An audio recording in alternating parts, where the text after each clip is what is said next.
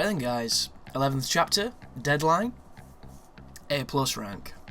So I'm starting off immediately with Carl Mask, because I did try this with Rooster, or Richard as he's called, and I got some sick gameplay, especially on this section here, because my strategy is literally go nuts.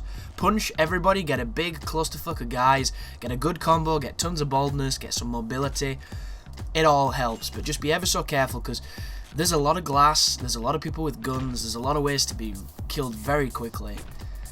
And I am using Carl, so I'm going to have the ability of, if I knock a dude down, I'm going to brain drill him if I can find my drill, because sometimes I do lose it.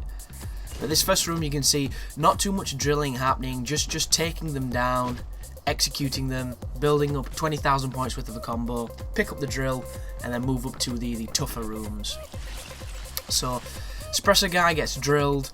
This is where shit gets tough. This is one of the tougher rooms on the game. When I was first playing, like, the two people at the bottom of the screen behind the windows, they fucked me up so bad because I could not get the aim right, because the aim on the pad is notoriously bad. It's not great. And I'm hoping that Hotline Miami 2 fixes this, because it's the only qualm I've got with the game. Sometimes the controls just aren't precise enough. And it's easy to forgive it because it looks and plays like a game of the era where controls weren't that responsive. Controls just kind of were.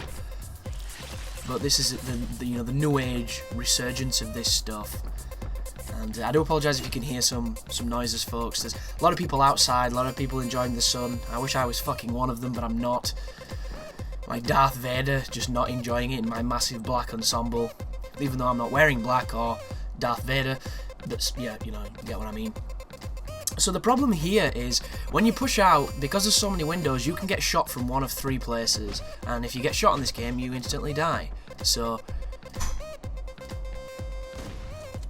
see, nearly died just then. Really close to getting it, but thankfully, guy came towards me, I punched him, I got the 1,000 points bonus for him knowing where I was and having a gun. That is boldness all the way, and I'm just luring them now, luring them to the death, so I can throw things at them, and I can execute them, and I can just add those points together, because it all helps. And I do think you can do every one of these missions with the Rooster. I just think you've probably got to knock down every person and execute them. Like, you can't focus on time, you can't focus on you can't focus on flexibility. It's just a case of get that execution 1,000 points on everybody that you face, and you will do it. You'll get a shit combo, you'll get terrible time, but you will do it. So here's me looking for my drill. I finally get my drill back. I'm looking down here to make sure there's nobody left. He's the only person left. Be careful, because he can shoot you past the settee, that yellow sofa that I just moved past. A lot of the geometry is not protective on this game, as we hear a fucking Wilhelm scream of a moron enjoying the sun. But up here, intentionally knock him over so I can do the drill. More drillage. This is slightly easier than the last room by a large margin. That was an interesting transition just then.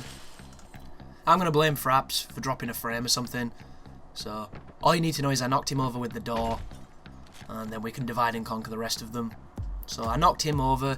You'll notice he dropped his gun outside the room, which makes him completely harmless for the most. But he did pick my bat up, and right here is a score mechanic exploitation. If you let them pick things up, you can keep on hitting them like a piñata and gain some points. But they have to be armed for it to work. And I'm not trying to do that intentionally. I'm just trying to knock him in such a way that I can do the drill execution, because the drill execution is where the points are. And I'm doing it with this guy. Wait for him to get up, then knock him down so I can get the execution. And as you can see, lots of windows here, so you want to be super careful, because these runs can go so bad so quick. But just make sure you get those drill kills. And these two guys are both armed with melee weapons, so every so often they will randomly show superhuman reflex and just crack your skull. Not much you can do about it. Sometimes the game just works that way. There's 2 gun guys left, and there's a window, which makes me nervous. So the reason I threw that then was to get his attention, so I can take him out. And then there's only 1 guy left, and I think we've done this part of the level, and I think there's just the boss. So I throw him, drill at him, drill his face, And yeah, we've got a boss fight coming up here, folks. So be very careful, because you're going to get run down by the car a few times before you learn where to go. So I always come over here, pick up whatever's in this place. This place is random. You want guns, because guns are the only things that seem to be able to stop the black guys. And that's all you're going to do now. You're going to back up from the edge so that those Molotovs keep hitting the wall, and you're just going to keep on shooting all the guards as they get here. And I get really lucky there, because the Molotovs from the van kill a bunch of the soldiers, so I don't need to kill them. But walk over to the dude with the blue hair and like piss on him and set him on fire and all that good stuff. And then that's the end of the level. And we can see how we did. So killings, pretty damn high. Boldness is always going to be high this way. Boldness and mobility are what going to get you these scores if you're using this mask. Combo not too bad, no time bonus, flexibility blah, and then mobility is where the real points are. And there you go, 83,326. That should comfortably net you an A+ rank.